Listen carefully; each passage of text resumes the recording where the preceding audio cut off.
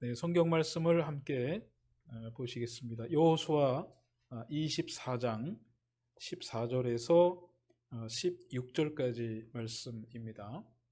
제가 먼저 14절 말씀을 읽겠습니다. 이렇게 말씀하셨으니 당신들은 이제 주님을 경외하면서 그를 성실하고 진실하게 섬기십시오. 그리고 여러분은 여러분의 조상이 강 저쪽의 메소포타미아와 이집트에서 섬기던 신들을 버리고 오직 주님만 섬기십시오. 주님을 섬기고 싶지 않거든 조상들이 강 저쪽에 메소포타미아에서 섬기던 신들이지 아니면 당신들이 살고 있는 땅 아모리 사람들의 신들이 있지 당신들이 어떤 신들을 섬겼는지를 오늘 선택하십시오. 나와 나의 집안은 주님을 섬길 것입니다.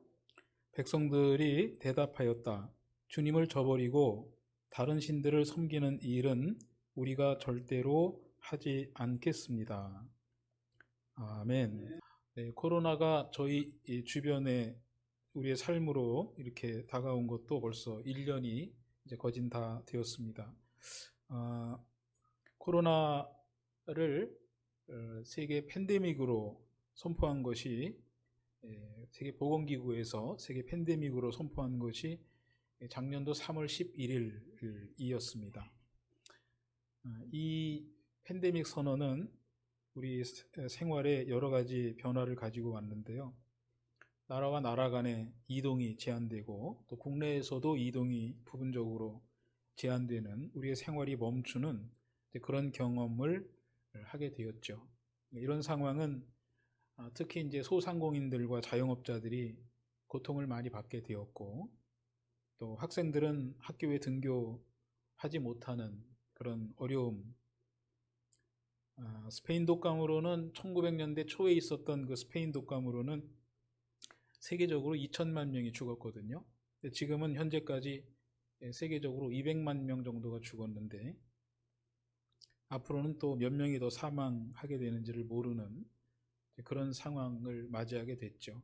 그래서 악수도 이제 할 수 없는 그런 시절이 됐고 세계화는 이제 거부가 되는 거고요. 개별국가 개개인의 생존 전략을 생각하는 그런 시절이 됐고 아마 경기도에서는 또 이번에 개인당 10만 원 재난기본소득을 준다고 그랬는데 이것을 경험한 이제 이후로 앞으로는 기본소득에 대한 논의도 굉장히 활발해질 걸로 그렇게 생각이 됩니다.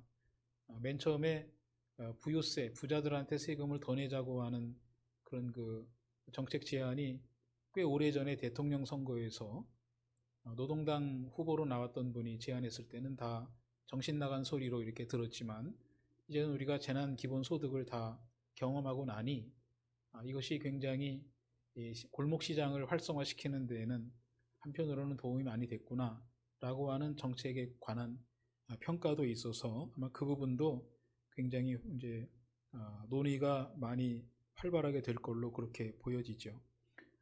그동안에 우리는 컨택트 시대를 살았는데 이제는 언택이라고 하는 개념으로 갔다가 다시 온택이라고 하는 개념으로 오게 되었죠. 그래서 온라인 교육이 확대가 되고 또 재택근무가 확대가 되고 하는 그런 코로나 이후에 우리 사회의 변화가 올 걸로 그렇게 예상이 됩니다.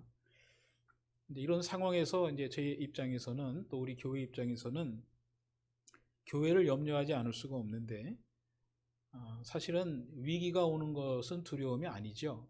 위기는 뭐 누구라도 다 만나는 것이고 어떤 집단이라도 다 경험하게 되는 것인데 이제 문제는 뭐냐면 매번 만나는 그 위기 상황에서 그 위기를 극복할 수 있는 능력이 없다고 하는 교회는 위기를 극복할 수 있는 능력이 없다고 하는 것이 이번 코로나를 통해서 다 확인이 됐기 때문에 그것이 굉장히 걱정스러운 그런 장면이 된다 하는 것입니다. 코로나가 교회에는 여러 가지로 영향을 많이 주고 있는데 가장 대표적인 것이 예배 패러다임의 변화입니다. 저도 사실은 영상 예배에 대해서는 일정 부분적으로는 조금 동의하지 않는 그런 생각을 가지고 있었던 적도 있었는데, 이제는 뭐 너나 없이 다 이렇게 하지 않으면 안 되는 그런 시절을 만나서 영상 예배를 통해서 예배를 드리는 그런 시절을 만났고, 그런데 이제 일부 교회 목회자들은 이런 상황에 대해서 아주 극렬하게 저항하는 모습을 보이고 있죠.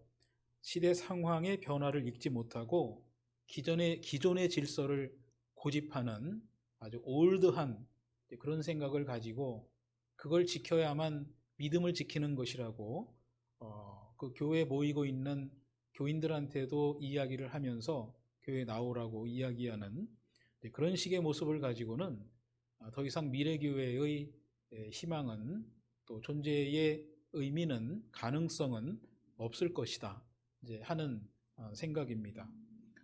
최근에 제가 읽은 책이 코로나19 이후 시대와 한국교회의 과제라고 하는 책을 읽었고, 이거 이외에도 몇 권의 책을 더 사서 코로나 이후의 교회는 어떻게 그 방향을 잡아야 되는가 하는 것을 나름 열심히 고민하고 자료를 찾아보고 있습니다. 그러는 중에 어떤 대목을 읽었냐면요, 지난 2007년도가 평양 대부흥 운동이 일어난 100년이 되는 해이었거든요. 그래서 그때 한국교회가 교회가 많이 부패하고 어려워지고 그랬으니 이 평양 대부흥 운동 100주년을 기념해서 우리가 교회를 새롭게 하는 일을 하자, 뭐 이런 그 표어를 하나 걸어놓고 1년 내내 집회도 하고 세미나도 하고 많이 했습니다. 그때 당시 사랑의 교회 담임 목사이셨던 오카는 목사님도 월드컵 경기장인가요? 거기에서 아마 설교를 하신 걸로 기억을 하고 있는데, 그 2007년도를 다 보내고 난 다음에 이 오카는 목사님이 평가를 하신 내용이 제가 지난주에 읽었던 그 책 가운데 나와 있었습니다. 이렇게 이야기를 하셨는데요. 우리는 지난해 한국교회 부흥을 위해서 여러 가지 각종 행사도 많이 하고 집회도 많이 했습니다. 그런데 아무 일도 안 일어났어요. 행사로 다 끝났습니다. 성도들의 삶이 바뀌지도 않았고 교역자들의 자각이 일어나지도 않았습니다. 왜냐고요? 지금 교회는 자신을 바꿀 힘이 없어요. 자정 능력을 잃었습니다. 이렇게 평가를 했습니다. 30년 예수 믿어도 예수님처럼 변화되는 그리스도인을 찾아보기가 지극히 드문 그런 시절을 이제 저희들이 살아가고 있죠. 우리가 이제 아마 다음 주부터는 다시 사도행전을 읽어 나갈 생각을 하고 있는데요. 그동안에 읽었던 사도행전 내용을 보면 바울이 예수님의 복음을 가지고 가는 동네마다 바울에게 저항하는, 예수님의 복음에 저항하는 그런 모습을 우리가 볼 수 있었죠. 사도행전 17장 5절에 보면 거기에는 데살로니가라고 하는 곳에 가서 바울이 복음을 전할 때에 거기에 있었던 유대 사람들이 그 바울의 복음에 반응하는 모습이 기록이 되어 있는데요. 그러나 유대 사람들은 시기하여 거리에 불량배들을 끌어모아다가 패거리를 지어서 시내에 소요를 일으키고 야손의 집을 습격하였다, 이렇게 되어 있거든요. 대면 예배를 고집하는 목사님들 중에 이렇게 이야기하는 분들이 있죠. 서울의 지하철은 출퇴근 시에 사회적 거리 유지 안 하고 잘 돌아다니고 있는데 방역 수칙을 지키면서 예배드리는 교회는 왜 그만이야? 이렇게 하는 모습을 보이고 있는데, 그것은 정치 이반자들이 이 방역을 위해서 어떤 고민을 하고 있는지에 대한 객관적인 통찰과 사고를 하지 않는 교회 중심적인 그런 생각을 하는 사람들이 하는 이야기라고 그렇게 보여집니다. 그래서 이런 이야기를 하는 교회의 모습은 교회의 공적인 모습을 상실한 모습이라고 보여질 수가 있죠. 예수님의 복음이 이야기되는데 자기가 그동안에 믿고 있던 이야기를 지키려니까 전해지는 예수님의 복음을 거부하고 있는 초대교회 시절에 그 바울이 전하는 복음에 반대하는 사람들과 별로 다름이 없는 모습을 보여주고 있고, 오늘 우리가 평생을 예수 믿어도 욕심에 사로잡혀서 자기 비움과 포기의 삶으로 나아가지 못하는 것은 그동안 우리가 믿은 하나님은 내가 부리는 욕심을 지지해주는 그런 하나님을 열심히 믿었기 때문에 그런 상황이 벌어지는 건데 이거를 모르는 거죠. 예. 눈치챌 가능성도 없죠. 그냥 그렇게 살다가 삶을 마감할 거이기 때문에 그래서 우리는 희망이 없다. 이렇게 이야기를 할 수 있는 겁니다. 가톨릭이나 불교에서도 확진자가 나왔죠. 이번에도 어느 사찰에서 확진자가 나왔다고 하는 보도가 있었습니다. 그렇지만 가톨릭이나 불교는 개신교가 받는 것 같은 그런 사회적인 비난을 받지 않습니다. 왜 그러냐면요, 여기는 일사불란하게 코로나에 대응하는 체계를 가지고 있습니다. 그러나 개신교회는 교단도 너무 많고 또 목회자들과 평신도들의 수준도 평균 이하로 하향 평준화되어 있어서 사회의 이야기를 받아들일 수 있는 인문학적 소양도 없습니다. 하나도 없습니다. 그런 상황에서 교회 중심적인 사고를 하고 있기 때문에 자꾸만 사회적인 지탄을 받게 되고 그런 지탄을 받을 때에 자기 성찰과 반성을 하기보다는 맞서고 대항하고 하는 모습을 보이기 때문에 과거에 저지른 교회의 잘못, 세습, 물질에 관한 한없는 욕심 이런 것들에 대한 성찰과 돌이킴보다는 지금 내가 가지고 있는 생각을 지키려고 하는 그런 식의 모습을 보이기 때문에 개신교회는 이미 생명을 다했다 이런 평가를 받게 된 것입니다. 한 가지 질문을 좀 하고 싶은데요.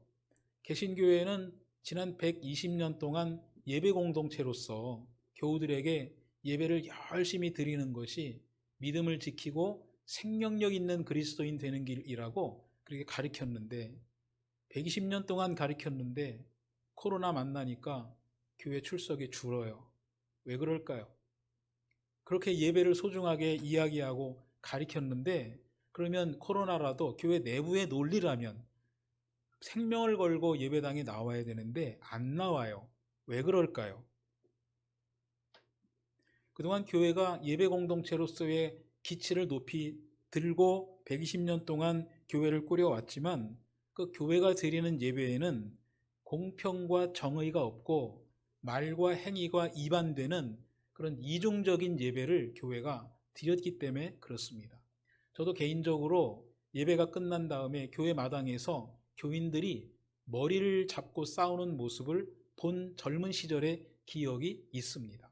이런 수준으로는 아무리 예배가 중요하다고 이야기해도 이제 교우들로부터도 예배 공동체가 지지받을 수 있는 그런 일은 그런 가능성은 불가능하다고 하는 것이죠.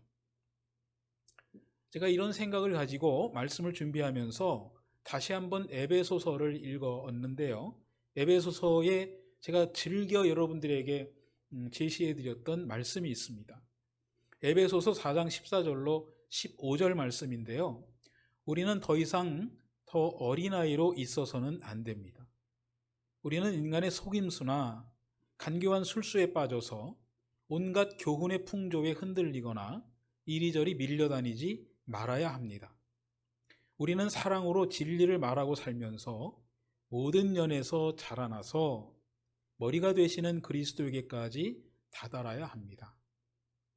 이 말씀이 저에게는 지난 주간에 이 한 절 놓고 생각하면서 어떻게 다가왔냐면요. 인간의 속임수나 간교한 술수, 교회 공동체가 이런 기술을 썼다고 그렇게 묵상을 했고요. 그렇게 120년 동안 교회가 꾸려져 왔기 때문에 그런 체제 안에서 훈련받고 교육받은 교인들은 돌이켜지지 않을 거다. 그래서 앞으로도 교회는 어려울 거다. 인간의 간교한 술수, 이 속임수, 이게 진리라고 믿고 있기 때문에요. 지금도 그렇게 교회 안 나오는 교인들에게 전화해서 권면하고 신방하고 그러고 있는 수준, 이걸 벗어날 재간이 없습니다. 진짜 예수님의 복음을 이야기하면 너는 왜 그래? 너 왜 가짜를 가지고 와서 그래? 라고 이야기할 것이 자명하기 때문에 우리는 계속해서 인간의 속임수나 간교한 술수, 온갖 같지 않은 교훈의 풍조에 흔들리는 믿음의 길을 걸어갈 것이다 라고 하는 것이죠.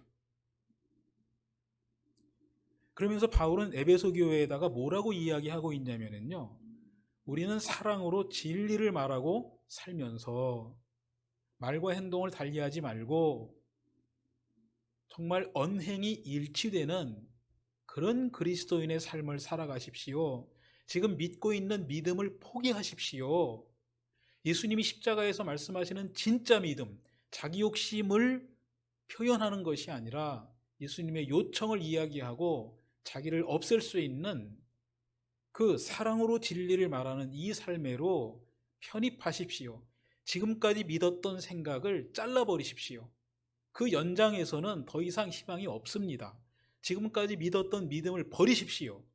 그리고 새로운 예수님이 우리에게 순결하게 해주시는 그 믿음을 수용하십시오 라고 하는 이야기를 하고 있는 것이죠. 그러면서 모든 면에서 자라나서 머리가 되시는 그리스도에게까지 다다라야 합니다 라고 바울은 에베소 교회에 이야기를 하고 있는 겁니다. 그러니 여러분, 어느 통계를 보면 교인들이 참 무모하다라고 하면서 왜 무모한지를 이야기하는데요, 너무 가르치려고 한다, 그렇게 이야기가 나와 있습니다. 가르치려고 하지 마시고요, 먼저 자기를 성찰하고 내가 지난 시간 동안 그렇게 존경했던 목사님과 그렇게 사랑했던 교회가 나에게 엉뚱한 소리를 하고 있었구나 라고 하는 것을 깨닫고 그거를 자기 내면으로부터 잘라내려고 하는 그런 뼈를 깎는 노력이 우리들에게 있어야겠다고 하는 것이죠. 그러면서 바울은 우리들에게 어떤 교회의 모습을 요청하고 있냐면요, 갈라디아서 5장 6절을 보면 이런 말씀이 있습니다. 그리스도 예수 안에서는 할례를 받거나 안 받는 것이 문제가 되는 게 아니고 가장 중요한 것은 믿음이 사랑을 통해서 일하는 것입니다 라고 이야기하면서 평등 공동체로서의 교회 공동체를 우리들에게 제시하고 있습니다. 갈라디아 교회에서 문제가 되는 건 할례 문제이었거든요. 유대인들은 할례를 받았는데 이방인들은 할례를 받지 않은 것이 유대인들에게는 문제이었죠. 이런 다툼에 대해서 바울은 그런 걸 가지고, 그 문화적인 차이 이런 걸 가지고 이야기하지 말고 어떻게 하면 우리가 서로 사랑하면서 살아갈 수 있는지 이런 걸 가지고 고민하십시오. 이렇게 제안을 하고 있는 겁니다. 어떤 사람은 분명히 다른 사람보다 우월할 수 있습니다. 자신의 우월성에 기반하면서 살아가는 것까지는 좋겠는데 그 자신의 우월성을 다른 이들이 받아들이고 인정할 수 있는 보편적인 언어, 보편적인 말로 풀어내지 못하면 그 사람은 평화를 못 만듭니다. 그 사람은 갈등을 만드는 트러블 메이커가 됩니다. 자기가 우월하다고 하는 생각을 일방적으로 남에게 가지고 가면 그 사람은 피스메이커가 아니고 트러블 메이커의 삶을 살아가게 되는 겁니다. 내가 가지고 있는 삶의 양식이 모두가 공감하고 동의할 수 있는, 많은 사람들에게 동의를 얻을 수 있는 삶의 양식인지를 냉정하게, 자기중심성을 포기하고 냉정한 잣대로 날마다 성찰을 해야 됩니다. 오늘 교회도 교회의 내부의 언어에 갇혀 있는 거예요. 예배는 우리의 생명이다라고 하는 이 내부 언어가 외부인들에게 보편적으로 객관적으로 타당하게 받아들여지지 않기 때문에 그 갈등이 교회가 사회로부터 비난받게 하는 요인이 된다고 하는 것을 우리가 깨달아야 하겠다고 하는 것이죠. 우리가 가지고 있는 이 신앙체계가 보편 타당한 사회의 언어로 설명이 돼서 듣는 이들이 공감할 수 있어야 되겠다고 하는 것입니다. 교회는 바울이 이야기하는 대로 이렇게 모두가 함께 할 수 있는, 교회 밖에 있는 사람들도 공감할 수 있는, 위치의 다름하고는 상관없이 모두가 어울릴 수 있는 그런 평등 공동체가 되어야 되겠다고 하는 것이죠. 여러분, 그동안에 우리가 얼마나 교회를 계급적 구조로 이해해서 집사가 되고 권사가 되고 장로가 되고 목사가 되고 하는 것에 대한 투쟁적인 믿음의 길을 걸었는지를 인정할 수 있어야 됩니다. 이런 얘기하면 안 그런다고 그럽니다. 근데 그렇지 않습니다. 마음속으로는 다 그 생각하고 있는 거잖아요. 굉장히 많은 그리스도인들이 집사가 되고 난 다음에는 권사가 되고 싶고, 권사가 되고 난 그날 내 다음의 목표는 장로가 된다고 이렇게 마음속으로 다짐하면서 믿음의 길을 걸어가지, 자기 비움과 낮춤, 겸손을 바탕으로 하는 섬김의 길을 걸어가겠다고 결단하고 이를 위해서 파티를 하고 그랬던 적은 없는 것을 솔직하게 인정해야 됩니다. 그러므로 교회는 바울이 제시하는 대로 평등 공동체가 되어서 상식적이고 보편적이고 객관적인 신앙 공동체로 거듭나기 위한 그러한 발걸음을 걸어가야 합니다. 교회 공동체는 자기 비움을 전제로 하는 섬김이 고백되는 게 아니고 섬김이 실천되는 그런 평화, 평등 공동체로 거듭나야 합니다. 두 번째로 이 개신교는요, 저항하는 공동체가 되어야 됩니다. 오늘 우리가 읽은 이 여호수아기의 말씀이 바로 그런 말씀인데요. 여호수아는 백성들에게 이런 요청을 합니다. 주님을 섬기고 싶지 않거든 조상들이 강 저쪽의 메소포타미아에서 섬기던 신들이든지 아니면 아모리 땅 사람들이 섬기는 그런 신들이든지 뭘 섬길 건지를 결정하십시오. 나는 주님을 섬기겠습니다. 라고 여호수아는 이야기합니다. 당신들 생각을 지지하는 바알, 당신들이 맞다고 동의해주는 아세라, 이런 식의 하나님을 섬길 것인지, 아니면 하나님이 당신들에게 헌신과 섬김을 요청할 때 아멘하고 자기 일을 내어줄 수 있는, 그 요청에 응답할 수 있는 그 하나님을 섬길 것인지를 선택하십시오.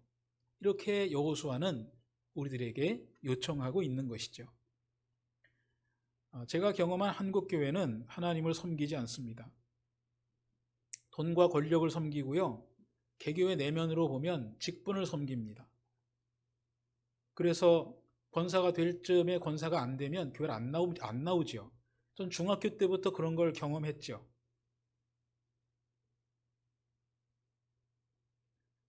이 사람들은 항상 자기들이 지지하는 하나님을 기대했고요, 우리를 진리와 공의로 이끄시는 하나님을 정말 마음속으로 철저하게 거부했습니다.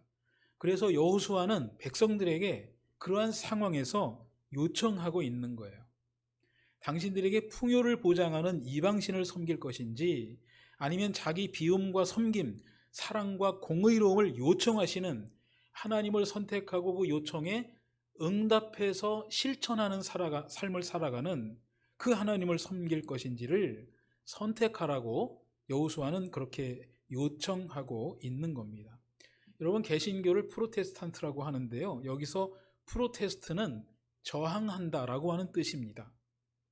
중세 카톨릭이 너무 계급적 구조로 되어 있고요, 교회 지도자 중심으로 운영되면서 이러한 상황에 반발하는 종교개혁자들이 중세 카톨릭에 반발하면서 저항하면서, 그래서 이 사람들을 저항하는 사람들이라고 부르기 시작했고, 그래서 개신교회는 카톨릭 보편적인 교회에서 프로테스탄트, 저항하는 교회라고 하는 명칭을 얻게 되었던 것이죠. 그래서 우리 개신교는 사실은 불의에 저항하는 그러한 교회로서의 정체성을 잘 유지하고 있어야 되는데, 이제는 불의에 저항했던 교회가 사회의 저항을 받는, 개혁을 요청받는 그런 지경에 빠지고 말았습니다. 제가 지금 두 가지를 말씀드렸는데요, 교회는 평등 공동체로 섬김의 정신, 자기 비움을 바탕으로 하는 섬김의 공동체로 나아가야 한다는 것과, 나쁜 생각, 기존의 왜곡된 생각에 저항하는 그 저항하는 공동체로 나아가야 한다고 하는 그런 말씀을 드렸습니다. 이런 이야기에 대해서 아주 구체적인 우리 피부에 와닿을 수 있는 고백을 하박국 선지자가 하고 있었는데요. 하박국서 3장 17절로 18절에 보면 이런 말씀이 기록이 되어져 있습니다. 무화과 나무에 과일이 없고 포도나무에 열매가 없을지라도 올리브 나무에서 딸 것이 없고 밭에서 거두어 드릴 것이 없을지라도 우리의 양이 없고 외양간에 송아지가 없을지라도 나는 주님 안에서 즐거워하련다. 나를 구원하신 하나님 안에서 기뻐하련다. 이런 고백을 하는 하박국 선지자는 3장 2절에서 이런 고백을 다시 한번 합니다. 주님의 일을 우리 시대에도 새롭게 하여 주십시오. 우리는 그동안 무화과 나무에 과일이 없으면 하나님을 떠날 준비를 하고 있었고요. 우리의 양이 없고 외양간에 송아지가 없으면 하나님을 원망할 준비를 하고 있는 채로 그렇게 믿음의 길을 걸었죠. 이게 뭐냐면 자기 성찰의 여지를 갖지 않고 자기 욕심을 충족시켜주는 하나님을 섬기는 그런 그리스도인들의 모습이라고 하는 거예요. 오늘 아침에도 제가 인터넷 교회 관련 기사를 보면서 댓글들을 쭉 보았는데요. 이제 주일날 아침에는 제가 그런 댓글을 보지 않기로. 그걸 보고 나면 예배 인도하기가 참 어려운 지경으로 그런 경험을 했습니다. 돌이키라고 하는 소리를 드러낼 줄 모르는 이 무감각한 교회들. 하박국 선지자는 그래도 우리를 잊지 마시고 우리에게 자비를 베풀어 달라고 그렇게 기도하고 있습니다. 여러분, 오늘 교회는 권력화되어 있고 기득권화되어 있습니다. 하나님을 만나기 위해서 광야를 선택하는 아브라함의 모습이 보이고 있지 않습니다. 누리고 있는 자기 기존의 혜택들을 계속 누리기 위한 전략과 전술은 잘 갖춰 나가고 있으면서도 그런 것들을 포기하고 광야에 나가서 하나님을 만나면서 자기 비움과 또 그 자기 비움을 통해서 이웃을 섬기는 것, 이런 것들을 고민할 줄 모르는 그런 교회가 되었습니다.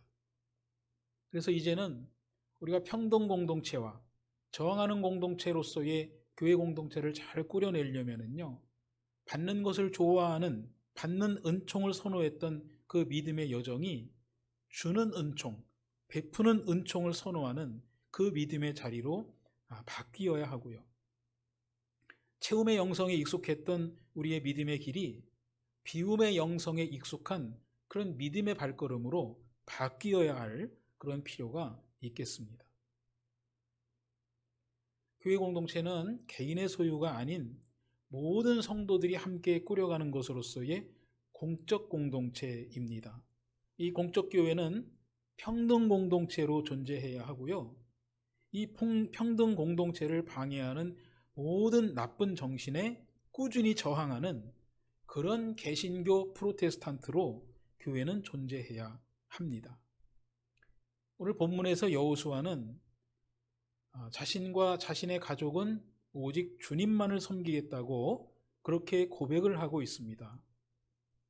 저는 이 여호수아의 고백이 모든 왜곡과 비본래적인 것을 뒤로하고 순결하고 본래적인 하나님을 섬기겠다고 하는 그런 고백으로 읽혀졌다고 하는 것을 고백합니다.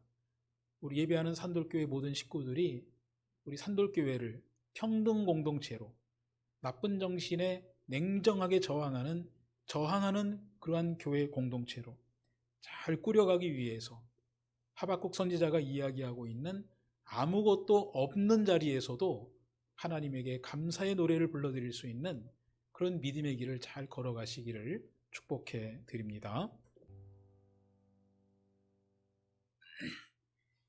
어려운 시절에 망가진 모습을 고칠 생각조차를 하지 않고 있는 이 교회를 그럼에도 불구하고 사랑하시는 하나님께서 저희들에게 깨달음의 은총을 베풀어 주시고 그 깨달음을 우리의 삶의 양식을 바꿀 수 있는 능력으로 공급해 주시기를 주님께 간구합니다. 예배하는 산돌교회 가족들을 긍휼히 여겨주셔서 더욱더 어려운 시절에 올곧은 믿음을 가지고 세상에 빛되고 소금되는 그 발걸음을 용기 있게 옮기기로 예배를 통하여 마음을 정할 수 있도록 성령께서 우리와 동행하여 주시옵소서. 무너지고 망가진 교회의 터전을 눈물로 바라보며 하나님의 뜻을 다시금 세우기 위해서 애쓰고 수고하며 자기 성찰을 통한 비움의 자리로 광야를 찾아 나아갈 수 있는 용기와 지혜가 있는 우리 산돌교회 가족들 되게 하여 주셔서 우리 산돌교회는 평등 공동체가 되게 하시고 저항할 줄 아는 교회 공동체로 잘 자리매김할 수 있도록 주님 우리 모두 위에 은총을 베풀어 주시옵소서. 예수 그리스도의 은혜와 하나님의 한이 없으신 사랑하심과 성령의 돌보시고 동행하여 주시는 은총이 오늘 예배드리며 온전한 교회 공동체를 꾸려내기 위해서 굳건히 마음을 정하는 모든 성도들 머리 위에 지금부터 영원토록 함께하여 주시기를 간절히 축원합니다. 아멘.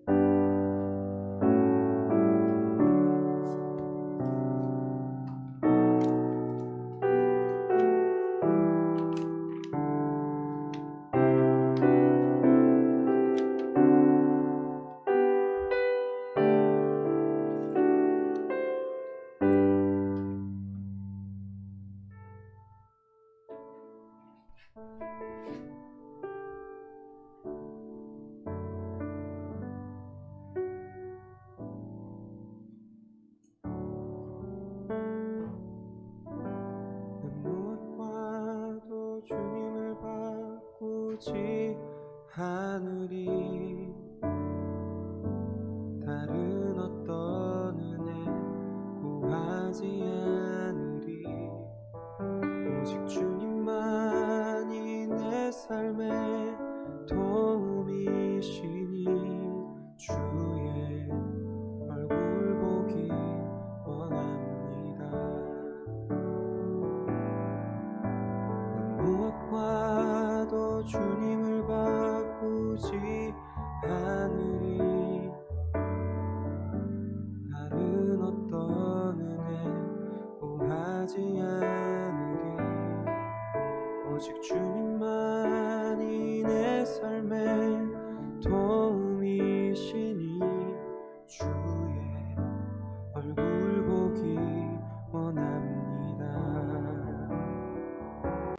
주님 사랑해요.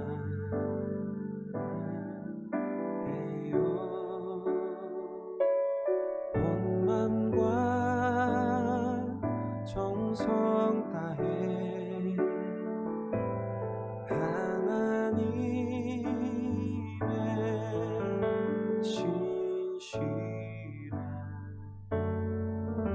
친구 되기 원합니다. 무엇과도 주님을 바꾸지 않으리. 다른 어떤 은혜 구하지 않으리.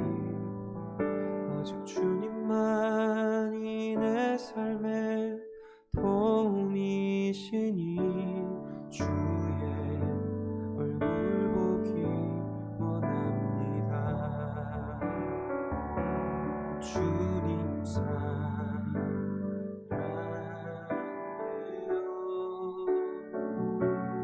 온 맘과 정성 다해 하나님의 신실한 친구 되기 원합니다. 주님 사랑해요.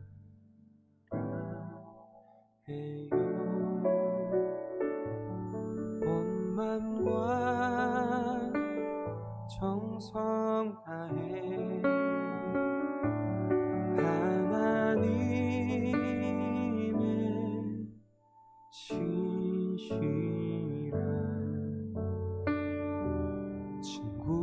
되기 원합니다.